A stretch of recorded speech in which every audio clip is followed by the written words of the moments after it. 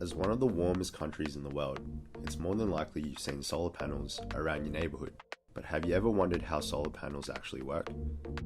Solar panels are made up of an element called silicon. Silicon is also a type of semiconductor. In other words, when solar panels are exposed to sunlight, electrons in the silicon begin to move. This produces a flow of electricity and creates something called direct current electricity. So will this give you power? Not yet. DC electricity can't actually power most appliances in our home. Your house will need what's called an inverter. An inverter converts the direct current electricity from the solar panels into what's called alternating current. This can be used to power most of our home appliances. So what if your solar panels create more electricity than you actually need? Rather than waste energy, you can usually send your extra electricity back to the grid.